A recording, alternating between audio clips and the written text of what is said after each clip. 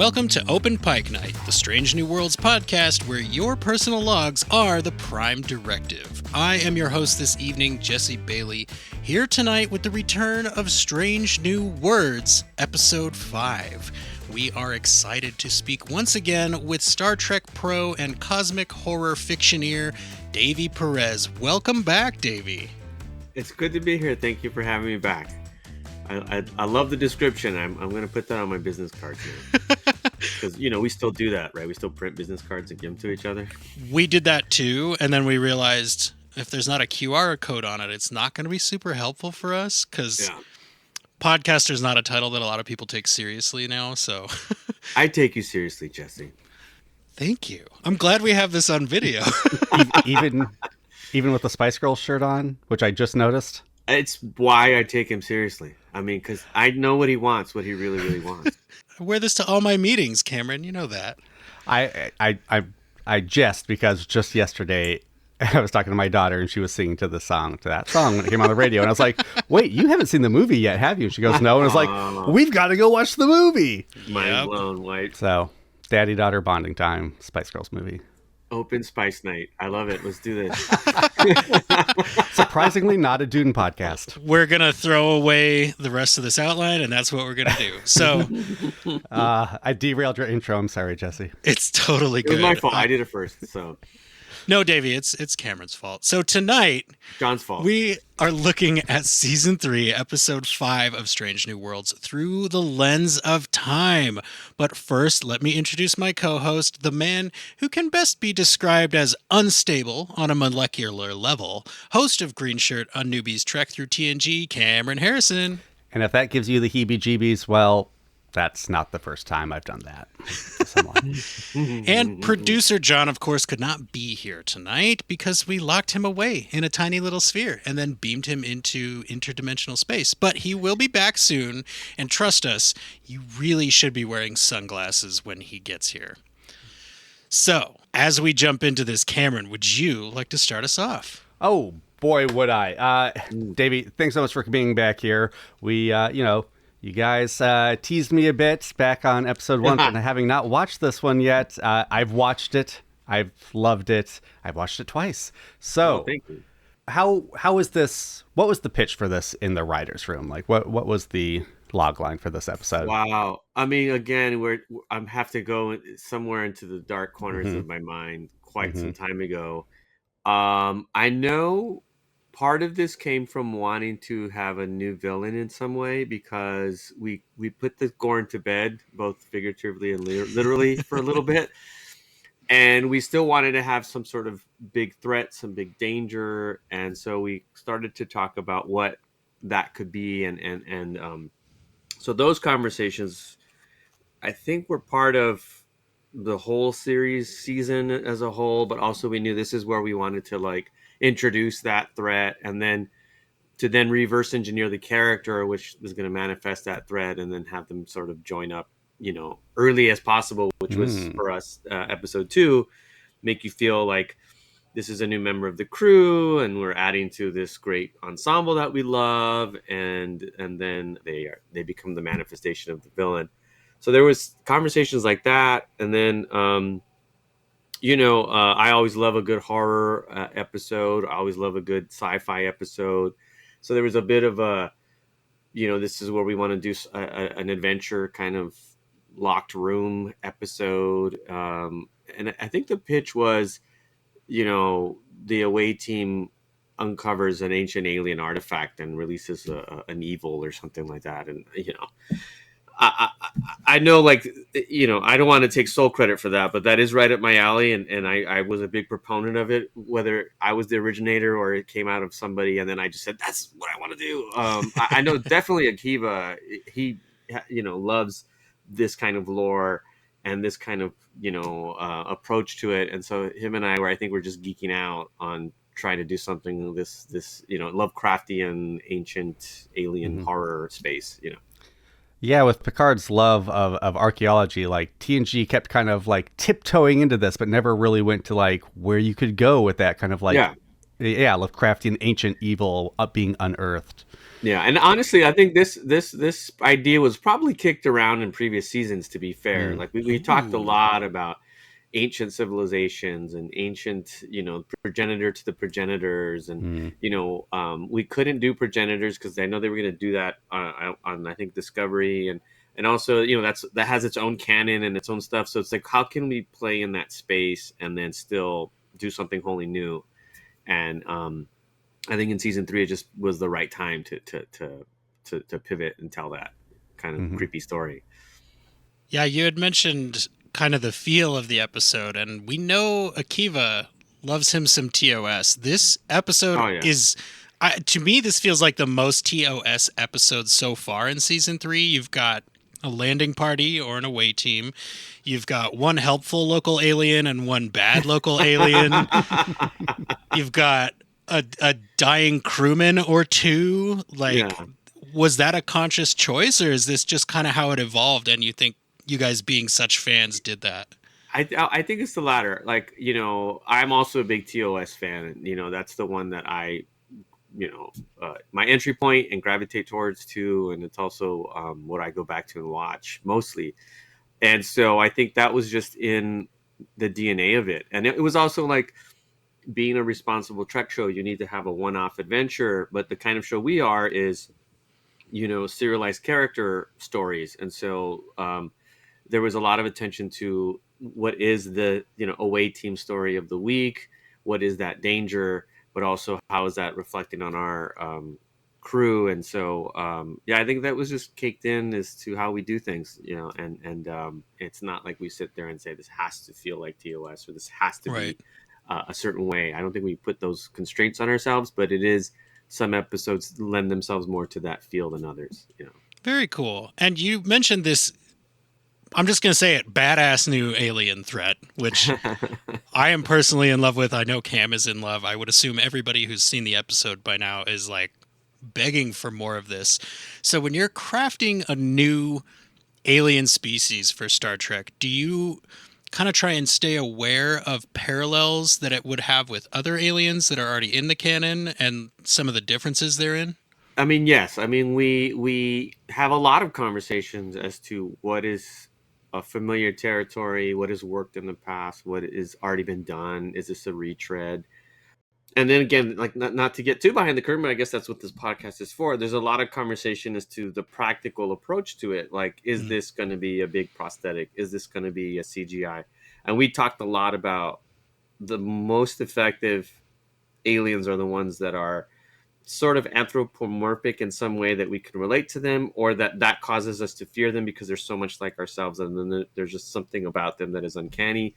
And so that lent itself to like, okay, well, let's design or create an alien that the actors can really perform in, and let that be part of it, And so a lot. It was like in the design, and then off of that, there's okay. Well, if it's gonna present as somebody that just got possessed by something, you still want to know what's inside them, and so you have conversations about that, and that's where you can be like, well, let's make that super creepy and freaky looking and Lovecraftian and spindly and weird. And I have to give it to the design team. They showed us a lot of really cool, awesome designs that will give me nightmares for years to come. And then we sort of settled on that one being like, that one really creeps us out in a collective kind of way. And so when you look inside that orb and you see that thing, that's really what they look like, But for purposes of performance and of production and also just kind of the fear of being taken over, we have this idea that they come inside and they can take over a vessel, And then, of course, conworms and also the other sort of brain altering things. Like we had all those knowledges of those kinds of things, the space entities that take over other things. But specifically, this was sort of just that all cosmic being that is then somehow even sort of the it's getting used to the body. Like it's not even, doesn't really know how to pilot it quite yet. So it's kind of biding its time until it starts to know, okay, this body can do this and that. You know what I mean? Yeah, I love that you're kind of cagey with like, is that Gamble taking back over, or is he gone and it's just the creature kind of messing with people? And I mean, I certainly know where I know fall, the but answer. I don't know if that makes sense. Do you want to say it? Do you want to? I know. I mean, I'd like people to have that conversation. Let's just say that I know the answer for me, and it makes sense for me as the writer as what it is. But I think there's some fun, in letting people go, was that really him? Was that just the monster inside him completely messing with M'Benga the entire time, and that's how diabolical they are? Or is that young Ensign's spirit in there fighting for some kind of dominance, and then it just gets overpowered? That's one of the ultimate questions of the universe that we may never know the answer to, except me, because it'll make sense for me as the writer. I really like that, because I remember after Under the Cloak of War, people were arguing, like, did M'Benga do the right thing? Did he actually just straight up murder this guy? Was there a scuffle? And now I'm wondering, are people going to be like, Pelia just shot that kid? I mean, certainly from her perspective, she was like, the kid's gone. The kid was gone from the moment that the thing exploded in his face. And that's, if you are on, the side of Pelia, like, that's one way to see it. And then there's M'Benga who is fighting for his own soul, and also what he thinks is the soul of this young man. And and so there's there's no coincidence that it's that character struggling with that choice with this. It is meant to reflect on those things. You know what I mean? Yeah. That's so funny, because I was going to say, as a Sam Kirk stan, I was siding with Sam Kirk the whole time. But Pelia was there too. Yeah, she also had an opinion. Well, speaking of Gamble, I mean, you touched on it, but I kind of want to drill down, because for me, that's where I kind of sat forward, because I remember in episode 2 being a little kind of suspicious, like, wow, we're introducing a lot of new characters. Guys, we want to focus on the characters we love. Don't bring a whole bunch of new people on the Enterprise. Well, you've promised us Mortegas. We've got her brother. You got and Mortegas, it's the brother. Yeah. And this guy. And then watching this episode, I was like, okay, so this is why he's on here. And then it worked, because like he gets injured. I'm like, okay, he's injured, but he's not going to die. They're introducing this new character, and then everything that happens with him, I was like, yeah, I mean, it worked really well for me. So yeah, what was the process? Was it going to be a one-off red shirt? Was it going to be a crew member? Like, how did you get to doing this kind of half-season long arc for him? I mean, we knew someone was going to die or get taken over, and we wanted the audience to care about them, and we also wanted M'Benga to care about them, and for it to really land on M'Benga, Mm-hmm. And, he lost Rukia. You mentioned the thing with Ra, and so he has this moral struggle inside of him, wanting to, especially after the episode with Pike on the zombie planet. He wants to look at the lighter things in life. He wants to look at the light side, the better things, the light inside him. And that's kind of what Gamble was representing. And, that you can do that in a one-off, but it feels cheap. And then you almost kind of see it coming, like, where's this person that is his adopted son that just showed up on this episode? Surely that character is going to survive. And so we talked about, like, let's introduce Gamble as early as possible. And let's just put him in scenes and let audiences, experience him, give him funny lines, make the audience kind of go, oh, this is cool. Like, I like this ensign. I want to see more from this guy. So then you come to this episode and you're like, oh, it's his episode. Okay. And you kind of like, wow, this is maybe a lower deckish, point of view of an ensign on their first away mission. And look, some people might go like, this kid is dead. Like, as soon as he starts talking and you're like, ensign's log, you're like, that kid's dead. But that's okay too, because, we paid off. And if you don't see it coming, then even better, right? Then you're sort of really thrown for a loop. And if you saw it coming, you're like, well, I was right. And I didn't see it happening this way. You know what I mean? So I think it's satisfying in that way. And so, especially when he's like skipping through the halls. Like when I was watching the cut, I was like, "Oh man, he's so dead." He's so, like, even if I was like, I know I wrote it, but just watching it, like, if I was just experiencing this, I'm like the happy-go-lucky guy. I'm like, this guy's not lasting long. He's the white shirt of the week, I'm gonna remember that every Davy Perez script I watch from now on. Like, as soon as someone gets happy. Yeah. Oh, you have a favorite Davy Perez written character? I also like to live dangerously. Oh, right. Yeah, I would Hashtag say justice for Hammer. Sorry, go ahead. this. Hey, we talked to him. He was okay with that. Yeah, and Bruce is amazing. I'm glad that you brought up, some people are going to see this Ensign's log and know this kid is gone, because we talked to you for the first episode, and I remember telling you, like, you guys used every trick in the book to convince me Ortegas was going to die. And I knew she wasn't going to die because I saw the trailer. But Right. I was still texting Cam and John, like, you guys, they're going to kill her, and I'm going to have to start a riot, unfortunately.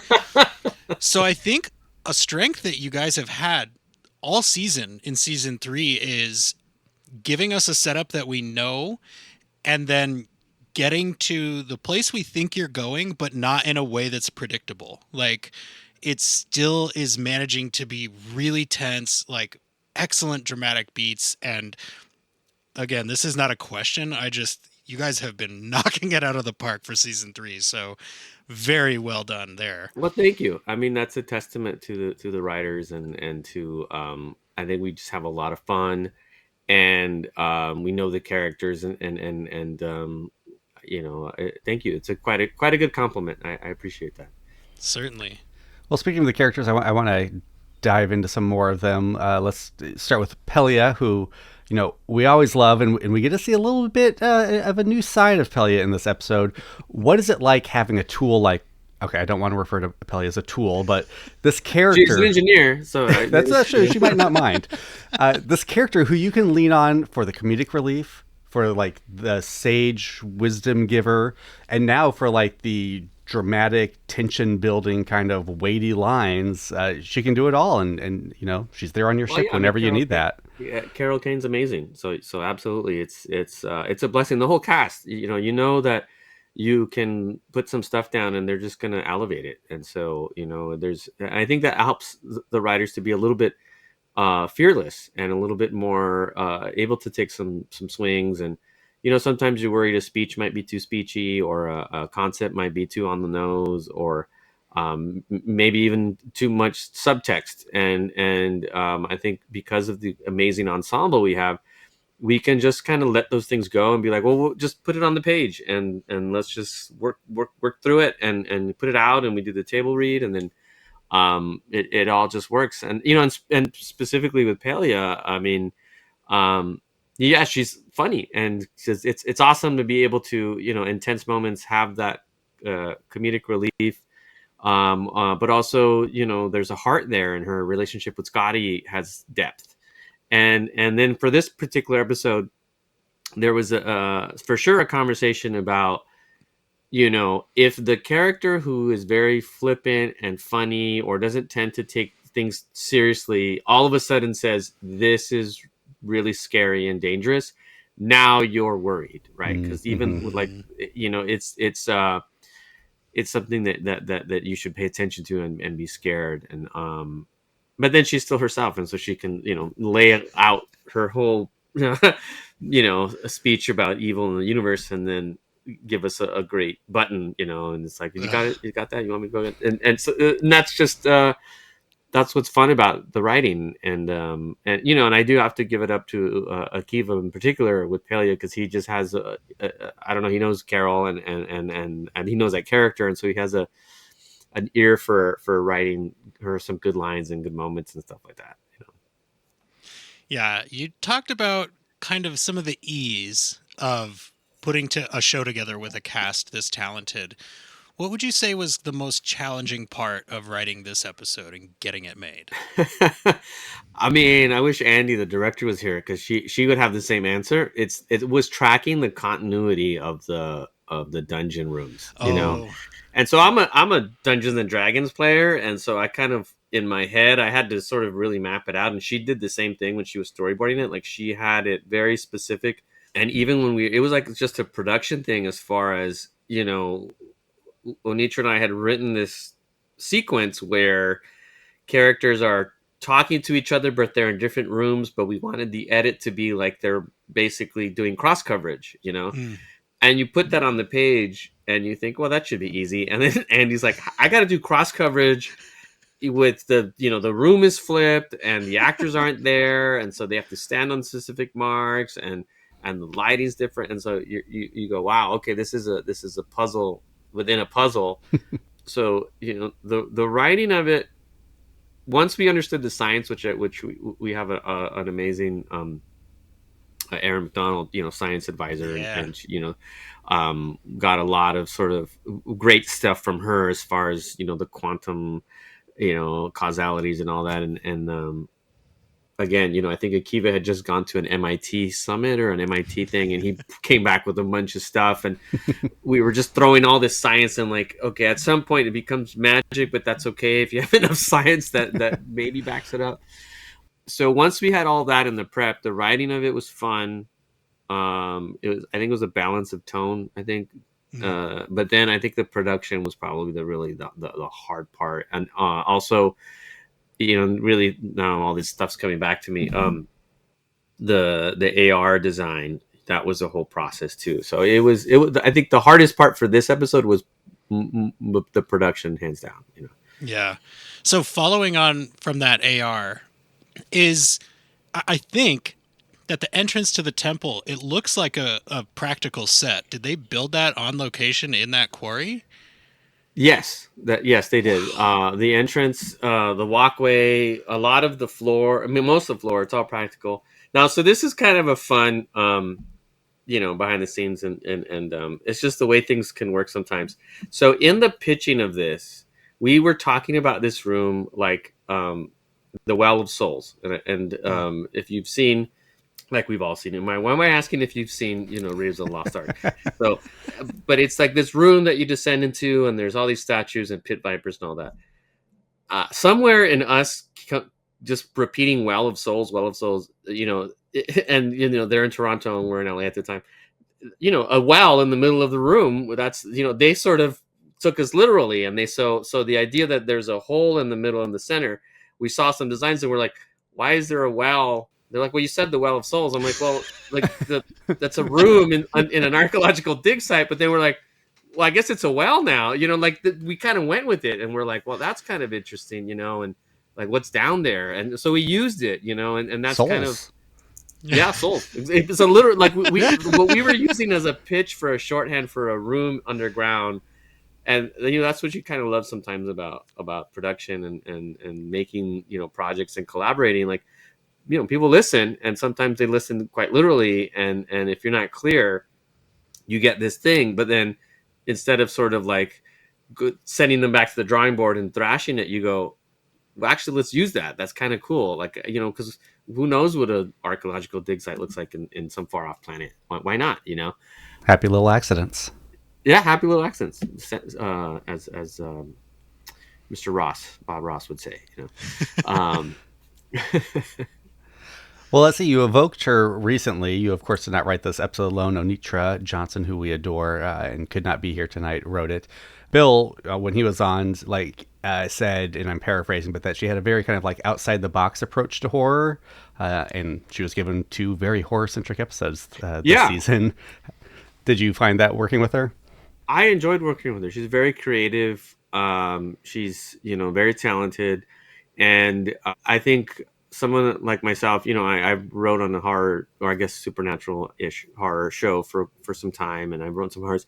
So there's certain things that maybe I either lean on too much or avoid because I feel like I've done, or you kind of sometimes you get a little salty about some stuff, and then for Onitra to just sort of be excited and to pitch some ideas, and then you can kind of see them with this sort of fresh take. You're like, yeah, okay, that is cool. Let's do it that way.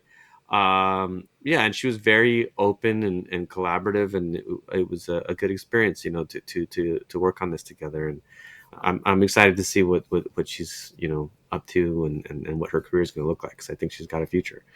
Yeah, we're very interested to watch that. I remember the first time we spoke to her, she was like, I haven't done this. Her sister was there trying to like crawl out of frame and stuff. And it was like, what I love about Strange New Worlds is that everybody we talk to is just a sweet, wonderful person, totally normal, who happens to have the coolest job in the world. And it makes for great listening.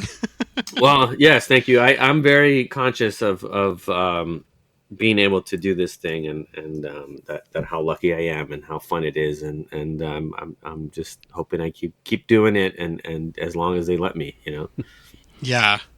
So I believe you hinted to us that you chose this name for these aliens, the VZDA, and I want to know where that name came from. The VZDA, it's an acronym. So Davy, Amanda, Zachariah, and Elijah are the initials, and so that spells days. But then I was like, well, I was trying to find some, you know, name that uses those initials, and then I don't know, like Davy with the V, just sort of, what if I just added a V in there for just an arbitrary reason because I needed a consonant, and then that's I don't it stuck. I mean, there was something else before, and I can't really even remember what it was for like a second. But I remember when I said VZDA, to me it felt right. But then like people were saying, well, what about Lord Vecna? And Vecna's really big on Stranger Things. And I was like, it doesn't matter. And then like at some point we were saying Vespa as a joke, and I was like, it's okay. I always tease myself. So, but I was like, I'm not changing it. Like once I was like, it's the VZDA. That was it. That's what it was in my head. You know what I mean? This episode is going to play really big in Italy, it sounds like. Yeah. So what I need is for them to release a Vespa with VZDA on it, and then you know. And that's your family, the acronyms. Yeah, that's my wife and my sons. So it's a tweak on the, and then I think actually, if I was really thinking deeply, I chose V because of vision. And the eyes were going to be blown out. So there was some weird writer, I don't know, in my head without ayahuasca thing going on. Honey, I named something in Star Trek after all of us. It's an ancient evil that kills people. The kids can't watch it for some years, but they're in there. Yeah. I mean, I'd be excited. Yeah, it doesn't just kill people, it explodes their eyes and then takes over their brain. Just like our children. Speaking of ancient evil, Dr. Corby, nope, that doesn't work, is also in this episode. And I was just wondering, like, how did you approach the character? Because we talked to Kirsten and David about him. Of course, in episode 2, we get, like, the more charming, if not quite entirely humble version of him. And I like that he's not unlikable here, but we're definitely starting to see some of the darker side of his hubris. Well, yeah, I mean, I approached him as someone who's having their dreams come true in this moment, right? This is all he's worked for. I mean, he is likable, and he has this relationship with Chapel that I want people to, not be mad at Chapel for loving this guy. So we approached him, just still likable, still driven, still funny, but also, that there is that, like you mentioned, there is that layer underneath it all of this guy's going to make crazy robots at some point, right? He's gonna go off the deep end, driven by his desire for transcendence or ancient knowledge or whatever it is. But he has some version of altruistic idea that then can drive him over the edge. And to me, like, what's more Lovecraftian than that? Getting so into your research or your passion that it drives you off the deep end.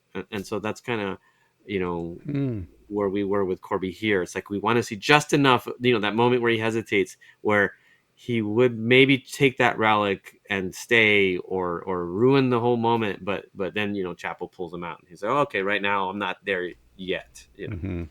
Yeah, I definitely thought for a moment he was going to jump back through that door before it's sealed, but you put that really well. Like, he has that infatuation with the unknowable, and he's like, I have enough confidence in my skills to think I can be the one to solve this. It's a great layer for the character we know he's going to be. Yeah. Well, you want to also, because we love Spock, and everyone knows how smart, cool, he's the guy that we want all his dreams to come true. Like, you have to make Corby just as likable for Chapel to pivot, right? Mm-hmm. Speaking of Spock, he has the line "curiouser and curiouser," and I'm just, kind of curious, like, did that originate as, remember in Discovery Season 2, he has a connection with that book, with Alice in Wonderland? Or, I mean, the line comes so natural, I could see someone offering it and then someone else in the room being like, actually, that works perfect because of X. I mean, that it might have just been in our minds, like subconsciously. I just know that he's someone in TOS who always references literary things. Yeah. You know, so I don't know if it was a specific callback to that moment, but I was like, this felt like, and especially like they're in a weird wonderland, this sci-fi other realm. So I just felt like a good spot for a Lewis Carroll, reference. So yeah, I guess the short answer is I don't think we were consciously tagging anything from Discovery. I think it was more like the character and something he might say in that moment. Right. Okay, so here's something I have to assume was a conscious tag in that case. While we're on the topic of Spock, we literally hear Gamble say out loud the words Spock's brain. Is that you?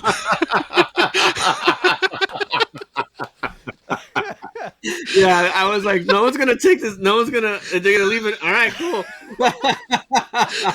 Yeah, no, that's one of the greatest TOS episodes ever, right? Yeah, that was a deep cut for the fans that would get a gig. Oh man, you are an ancient evil, Davy.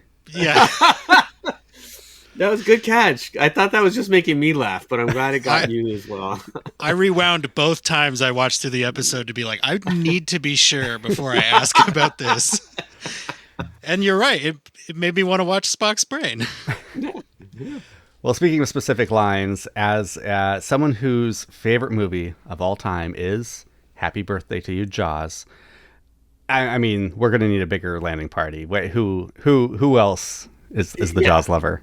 I mean, I wish I could take credit for that. I believe that was Onitra. Nice. But, it gets sort of in the soup at that point. But yeah, I mean, that's a clear and present reference, as they say.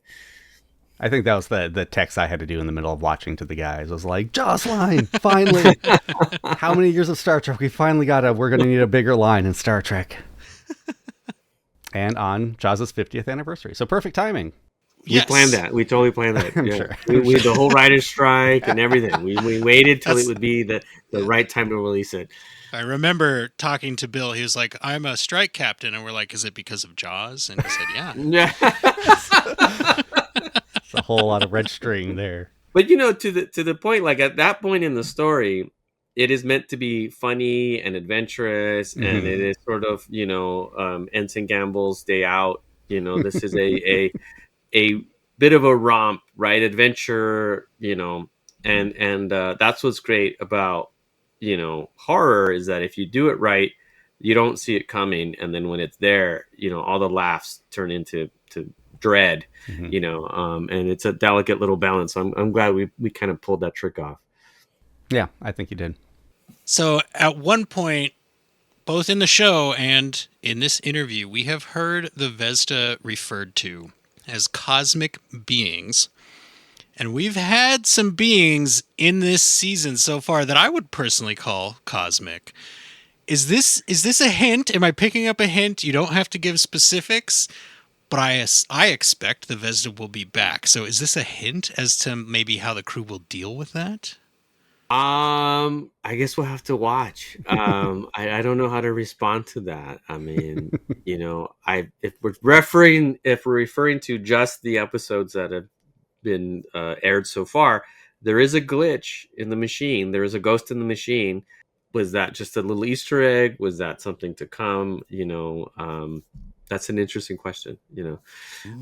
Jesse, are you suggesting Rhys Darby is going to show back up and fisticuffs these ancient evils? Is that what you're suggesting? Not make you so happy if that happened, I Cameron? want to go back to the season 3 writers' room and make it happen, but I was going to say, don't get my hopes up, Jesse. If the VZDA come back, and it's an if, I would say that it's incumbent on our crew to find a way to deal with them. I trust you guys not to pull a TNG conspiracy on us and leave us with that sort of like thread hanging, never to return to it. Yeah. And I think the thing that I like about it is that so you're using the right language to get Trekkies to understand what level this threat is, right? Like because you say cosmic being and people are like, okay, Q, Guinan, there's a few other possession type aliens. Maybe the Telosians kind of, yeah. But And it's, I mean, again, not a question, just like, dude, so well done. These things are big time, right? They're old. Yeah. They're proto evil. You know what I mean? They're made of antimatter in between quantum particles, right? These things are bad stuff. And as Pelia says, if one of those things gets out, like God help the universe, right? It's game over. So yeah, they're that level. They're you can't trap them in the ribbon. These things, the balls of energy, the orbs, that sort of the contrivance that we've got, like those were designed by some other civilization that used to be the adversaries to these things, and so those things can contain them. Apparently, but apparently they could also break out if you're not careful. So it's interesting to see where that might take us. Yeah, I mean, speaking of, you brought up Q and Guinan. I mean, when Battel walks in and that whole sequence, I mean, that's where like everything on my body just pricked up. I was like, what is happening? What is going on? I know you can't say anything, but like, yeah, I mean, that moment, it reminded me of Q and Guinan, and like, oh, there's some history here. There's some beef here. Yeah. Were the Gorn involved? Like, is this how we're transitioning? Like, if the Gorn are still kind of involved with this race? Like, well, the Gorn are also ancient, right? We've established that. And then I think Spock had that first flash of this image as he was melding with Battel. So there's something going on. You picked up on it, and so this is just talking about what's already there. Battel is evolving, and she's mixed with Gorn DNA, mixed with human DNA, mixed with Illyrian DNA. So she's becoming this. It's like, if things were separated out at one point, she's being melded with a bunch of things, this chimera. So what does that do to an entity or a person if you're like reverse engineering what your evolution has been to go back to something? That's an interesting question that you bring up. It really is. And it seems as if we're playing in a space that deserves to be paid off in some way. Just between Rakia and now this ancient evil who may or may not bust out of the pattern buffer, is Strange New World just here to establish why things are not allowed to stay in the pattern buffer in the Star Trek universe? It's a long game. It's a long game as to why there's rules about the pattern buffer. You got it. That was it. That's the whole point of this series.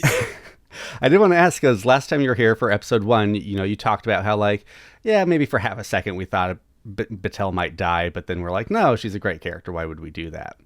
Instead, you did what at the time I don't think we were suspecting. She survives, but at what cost? Yeah, and right. It becomes at least a half season long arc. I mean, how did that evolve? How did it go from like, well, let's not kill her, but let's do something with her? Well, I mean, Melanie's an amazing actress. Also, I think we wanted to explore Pike, and what better way to explore Pike than with this relationship that he never thought would be possible, right? Because he knows his fate. However, he doesn't know what the years are like from now until then, and so there is a lot of story to tell there, and it's also like she's a strong captain and an interesting character who has, I think, more things we can do with her, and so it was like, yeah, we could kill her, but then it's just she's just it becomes we fridged her a bit, and then Pike's gonna be mad about that, and why not give her death so much more meaning if we were gonna do it? And to do that, we have to show her life, so that meant she's gonna stay alive. And then we stopped talking about her death and started talking about, well, if she is around, what is that gonna do? And then also it's like, she's sick. It becomes this okay, I thought I was the one that was gonna be in a blinky chair and you'd have to take care of me. I'm here having to take care of you, and that's a different dynamic, and so and I think we've all had loved ones that have gone through some illness, some who've survived and some who haven't. And so there was a story that was very personal to all of us in that way. The challenges and the emotional roller coaster that you're on when you're seeing someone go through that. So all of that, we had those conversations. We're like, yeah, for sure, there's a lot to do with Battel, and Melanie's amazing. And so let's keep her around, and then let's do something with her. Yeah, Ensign Pike have some great moments of the person I love is going through something that I can't possibly understand, and how do I be supportive in this moment that I personally really can respond to. It's same here. I mean, I think I mentioned this before. Like, my father was going through a battle with cancer at the time, and he's since passed. But that was very personal, and there was a lot of that, and there was a lot of giving space and letting the person, but also, like, sometimes you think you have the right answer and you need to be their cheerleader, and they're like, I don't want a cheerleader right now. I'm accepting this, and you need to accept it too. And so, and so if we're feeling it, then we think, well, the audience will feel this too. And so that's kind of why we said, let's do it. Let's write this story. Yeah, and before, a certain kind of Trekkie out there is like, why is Battel still a captain? Why hasn't she had her rank stripped? Why are they considering giving her another ship? Picard was a Borg, and they gave him his ship back, like, later that day. So relax, people. Yeah, exactly, right. The rules are only fast and hard when it's the character that you don't like. This is standard operating procedure for Starfleet. It's the future. Like, probably all of them have had some weird, crazy spliced DNA happen to them, right? Yeah. Right. Some weird off-book thing, and they're like, "That's fine. You're an admiral. It's okay." Who hasn't? Yeah. That's why there's so many admirals. Yeah, right. Exactly. How do you think the admirals move up if we don't have just a really fast and loose? You get to the rank of captain, and it's just fine. Whatever you do is okay. So with this episode, we are halfway through this season. If you had to point to one or maybe two things, what do you think separates season 3 from seasons 1 and 2? Oh, that's an interesting question. I have to think about that. That's a pretty deep question. I think season 1, we were figuring out what the show could do, and just kind of having fun and really finding, who these characters kind of are. I think in season 2 was a bit of a celebration that, we had so much fun on season 1, and then I think at that point, while we were writing season 2, I think season 1 hadn't even premiered yet. So we really it was just kind of for ourselves a bit, and just hoping that our take on Trek, or our, things that we enjoyed were going to be received, by the audience. I think season 3, we had the benefit of people now watching, season 1. I think season 2 was actually airing while we were shooting some of it. And so there was so I guess there's but again, like, I'm trying to answer the question, but I'm stalling because I don't know if I could really pinpoint that. I think there's a deeper take on the characters. I know the answer. Here's the answer. When we began season 3, we said, okay, people think they know these characters. How can we subvert that?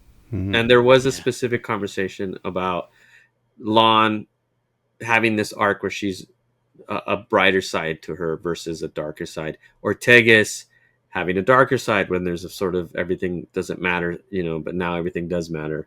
Or her blossoming into womanhood, having, letting go of those doubts, owning herself, having a romantic interest. Becoming the mentor to a mentee.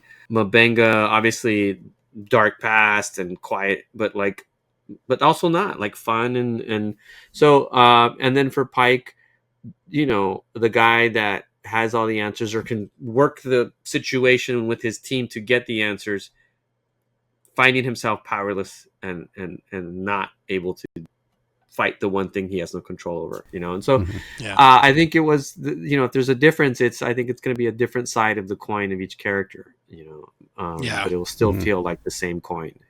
I've noticed during my watches, I feel like I've noticed these decisions, these character directions all feel so natural. Like the first time we saw kind of a little spark between Lon and Spock, I was like, what do I feel about this? And then the very next scene, I was like, wait, that makes complete sense. Like, this is Go a watch perfect Memento pairing. Mori. Yes, like Yeah. watch when they first mind meld. And honestly, like when I was Yeah. watching the dailies on that, like I'm like, there's on-screen chemistry there, And Yes. so there's definite there's heat, and so we were like, let's do this, like let's mix it up. And I mean, if you remember, TOS, like Spock was a stud in his own right. I know people talk about Kirk, but Spock was getting down, and then even in the 60s, Leonard Nimoy was a bit of a sex symbol.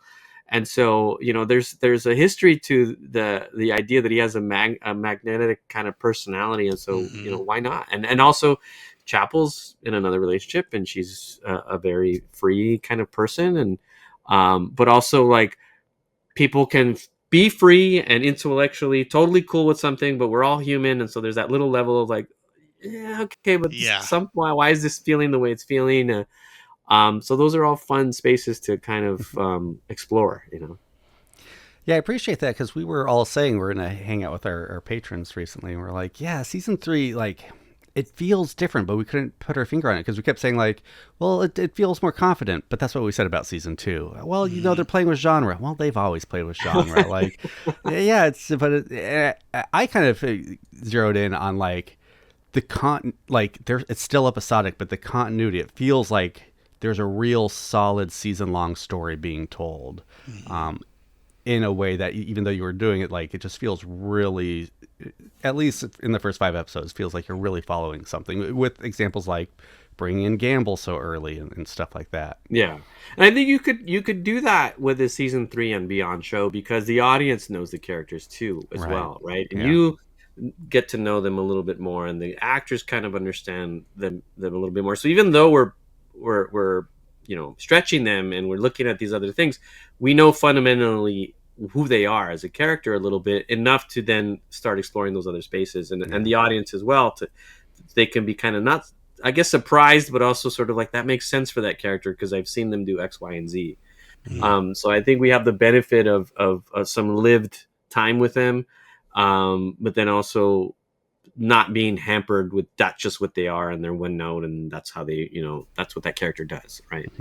Yeah, I love the scene on the turbo lift between Christine and Spock. I'm like, this is exactly how you do a prequel series, where like we're seeing new facets to Spock, new experiences we never saw him have, but there are moments where it's like, that is TOS Spock. Like, he's sassy, he's not saying much, he's kind of, I wouldn't say bullying. He's kind of giving her like the friendly cold shoulder. Yeah. And it's like, this is Spock from TOS. We can see him grow into that. He's that's the dude that gets the plomeek soup thrown at him, right? Yes. Like you see it. You're like, oh, like this is why they have that colder, weirder dynamic later, because, and again, for him as the character it's a, jealousy, regret, whatever it is, uncomfortableness talking about my new girlfriend with my old girlfriend, whatever those things are, it's emotion that he's like, nope, I'm just not going to go there. And so you see that little mini Kolinar happening. And because of it, he gets those really, they're funny to us to watch, but they're just these sharp one-liners, right? Yeah. And then that allows her to have her sort of more loose kind of funny moments, and then Gamble to kind of have that real, like, I walked in on something, didn't I? Yeah. And so it becomes this, but yeah, absolutely. It's a little bit of a, again, like, we know these characters so much and we love them so much that we try to write them in these ways that make sense for them, Mission accomplished. Yeah. So in this era of Star Trek, the book is closed on it, and people look back at this episode. What do you think they'll remember? What do you think the big takeaway from this episode will be? Apart from the kid getting his eyes blown out, including that. Yeah, including that. I think there's this really great moment at the end when Spock is like, you know me and you trust me, and and there's this sort of like, yes, they're going to have their stuff, and they're not necessarily going to be okay or not okay. But fundamentally, we're fine, and we're family, and then they all kind of walk out in that big group together. And I think that moment for me, really sticks. And then also, of course, Pelia's awesome speech, and then there's a lot of cool stuff in there, that I really hope stays with people when they watch it. Spotlight Hungry Pelia might be my favorite Pelia. Like, 100%. Yeah, I didn't know what question to ask about that, but I'm ready for it. Well, you get the sense that she was hanging out in the 20s when Hollywood was just starting out, just kicking it around with all those, early directors. And there's fun. It's fun, to picture her in that era, because she's immortal. So you can be, she's. And that first interaction she has with Berto, I was like, is she flirting with Berto? And I was like, oh no, this is consistent with her at the end of the episode where she's like, do you want me to be on camera? Because I could totally be on camera. Right. I was not just Spotlight Hungry. No, I was thinking Thirsty Pelia. I think she was flirting, and I'm here for it. The thing is maybe she was flirting, and maybe she was, but it's like she's eternal, right? So it's like, right. You're 20 now, but you'll be 40 in 20 years. You'll still be a cub to me either way. Yeah, it's still everything's robbing the cradle to her, right? right. Except maybe the Vesna. The Vesna. But she's definitely not. That's a red flag for her. Yeah. No, she probably dated a Vesna once. It didn't go well. You almost killed Ortegas. You almost killed Battel. I could argue you almost killed Mbenga. You almost killed Scotty, Pelia, Sam. You iced Gamble in grand fashion. And Hammer. Is no one safe from Davy Perez's scripting pen? The short answer is no. No one is safe. It's about stakes. Yeah. Because we are a prequel show, there are some characters that in your mind you would say, well, they can't touch that person or that. We know exactly where they're going to be in, 5 years from now. And so where's the tension? And so I just want to say, well, the tension's here. I'll throw all that out the window, and all bets are off the table, because this is about stakes, and it's about things that matter. And so no one is safe. I would say that. But also you want to make sure you're not just doing it for shock value's sake or the sake of, well, I got to kill somebody now. Like there's story reasons why those things happen. You mentioned Ortegas. She's going to go through a journey about having almost died, and at the hands of a Gorn, which is kind of a weird flip of, Lon's already had that journey, right? And so now it's Ortegas is in a more fresh take. So there was a reason to push her to that point, and Battel, off of the season 2 cliffhanger was very much on the table for the whole episode. And that's a medical story there. How are they going to save this person? Are they going to save this person? Is it going to pan out? And in the medical story, you have these two characters with this relationship drama that are working itself out. Yeah, you want to feel like that could be a loss, and so I guess it's a roundabout way of saying, I'll kill a character if I need to.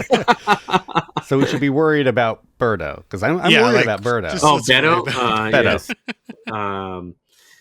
Beto. I mean, he introduced him at the same time with Gamble. Now I'm like, what? What's his eyes exploding? I don't know. Let's just say Uhura's not dating him in the TOS era. So I don't know what happens there. So mean. Oh man, now we're on Beto watch. I think for me after this episode, I was like, does Battel need saving? Like, she is kind of a badass. I mean, she feels like she's superhero level and is just going to have to learn to control what resides within. There's some merit to that thinking, I would say. That it's it's about dealing with what you have and how much time you have left, and what you have might be more than you expected, you know. And I will take this opportunity to agree. Melanie Scrofano, like the first time she whipped her head around in feral mode and the hair was hanging, I was like, I know exactly what's happening, and it has been 14 frames. Like, this is amazing. Oh man, I was there when we were shooting that, and that was a lot of fun, and the choreography of that. We dealt with you know, the stunty. I'm blanking on his name. But it was like she fights like a Gorn, you know, she fights like how a lizard would fight, and he was like, oh, I got you, and it's like all the hops and the sort of you know, and that the fact that whatever is going on with her can actually go toe to toe, and then overpower and scare, you know, the VZDA. And then, you know, Melanie, she was like, how much of this is, you know, like she was very conscious of like, if I go too much, it's too over the top. If I go too little, you don't really see it. So she's like, how much of this? I'm like, you're asking a fanboy how much Gorn, you know, you want. I'm like, I want all the Gorn, right? We all want all the Gorn, you know. Gorn, baby, Gorn. That's, you know, it's Gorn with the wind. But she, I think, you know, and then, you know, Anson too, he had that moment at the end that they made it real by how they reacted with each other, you know, and how she sort of carried it. And then, you know, you layer in all the sounds and all the stuff, and you're just like, oh my God, you know, that if you know, you asked me the question, like, what I want people to remember, I'm like, certainly that fight is one of the moments that I hope people will remember. I think people will. Yeah, I don't think there's any need to worry about that. Well, speaking of memorable moments from this episode, we've come to the point where you now know we're going to ask you, what was your favorite line from this episode? Oh, I want to say it was Curiouser and Curiouser, if only because it is like quintessential Spock, but it's also whimsical, and it's also, you know, a line that I thought someone was going to make me take out at some point, and they didn't. So that is probably got some affinity for those reasons. And then the moment that I talked about, you know, where it's like, you know, it's a matter of science, and we, you know, trust me, you know, this, and it's like a matter. The subtext is like, this is a matter of, you know, how well we know each other, right? And so. It's been a while since I've watched it, so those are the two that I'm thinking of right now. But yeah, those, I think it's like, I think of it as moments instead of lines, if that makes sense. I love that moment with Spock where he's basically saying, you know, trust me because it's science. It's like, this is a version of emotional for Spock, right? Like, yeah, right. He's saying, I'm going to appeal to you emotionally by saying, like, hey, isn't this logical? Like, aren't I the science officer and you know me to be good at science? Right. Like, it's so well layered in everything we know about these characters. When he says Rukia, what a beautiful name. Oh my God. I was so mad, Davy. Well, I love how he taunts him with like, are you sure that was Rukia? Because I remember back when we were talking about that episode, I think on our podcast, we're like, you know, he doesn't know that's her. Like, they could be something. And so to hear like, that come back. Like that, and then, you know, that whole storyline between the two of them. But yeah, like that's when the ghost story starts, right? And you're just like, okay, there's something else going on here. You know? And the way he sits up in the chair, which, I mean, is the second time you've had like the Michael Myers sit up in a medical chair in this series, and I'm here for it every time. Yeah, I think for me, like, and I've probably said this on our regular coverage, and I've said it in, you know, various places online. I came into this thinking like, oh, it's the story of Pike and how he develops and how he, you know, gets through things. But through 3 seasons, Mbenga is absolutely the most complex, like, multi-layered character that we've had. And the guy has been through some shit. Like, he deserves rest. 100%. He deserves to work on her bones, right? I don't want to be in charge anymore. You know, seriously. You know, and he has been pulled and pushed and not quite broken, but definitely, you know, bruised and battered. And I mean, one of my favorite scenes that I had the privilege of being a part of goes back to Under the Cloak of War when it's Captain Pike and Dr. Mbenga, and he's like, don't people deserve redemption? And he's like, you haven't lived my life, and you don't, see the world that I see. Like the two of them, and I just, for me, that's such an iconic like TOS concept, and also they're great actors, and also like, for those characters to have that conversation, I just thought it was super, super awesome moment that I still I like to, sometimes go watch that episode just for that scene, Fully agree. And at this point, Davey, I think you've been here possibly the most of anyone that we've spoken to. Oh, wow. Perhaps this episode, yeah. You either have the record or you've tied Melissa Navia. I'd have to count. Oh yeah, the Latinos are representing. I love it. Yes. Yeah. Hell yeah. I will take this opportunity to say thank you again, Davey, for sharing your time with us. I know that you have a lot of really cool stuff going on, and that you craft worlds that we are all too happy to spend time in. So thank you again for coming back to Open Pike Night. Well, it's my honor and privilege to be here, and thank you for having me. I love talking with you guys, and I just appreciate that you're putting the love out there for the show and for all of us behind the curtain who make it. So thank you right back. You're quite welcome. We are attempting to max out the love this season as much as we can. Well, I mean, as you know, this I'm always happy to come back, but this would be the last season that I get to talk about Star Trek. True. I think, season 4 and beyond, I get to enjoy it with everyone else as an audience person, and I may or may not know some things, but I would not be at liberty to even say what I do or do not know. Well, if you ever need to share your thoughts as just a fan, I know a place where you can go to do that. That might not be the greatest idea. Speaking of maxing out the love this season, if you want to hear from the other writers, where all these are on YouTube. If you're listening, they're on YouTube. If you're watching, they're also in the podcatchers. Be sure to get your thoughts on this episode into us by this Saturday morning if you want them included in our coverage episode, which will be dropping Tuesday. And just keep tuning in for all this amazing peek behind the curtain. Awesome. Well, it has been a long night, and the Open Pike Night crew has some serious considerations to make when it comes to onboard security and maybe away team policies. Like, if you see something that looks like a grenade, maybe don't pick it up, and we need to add that to the handbook. I also have this red stain on my shirt that's been there a whole episode. I should probably clean it up. This is why you don't wear a white shirt to work, Cameron. On archaeological digs. But we do appreciate you spending some time with us.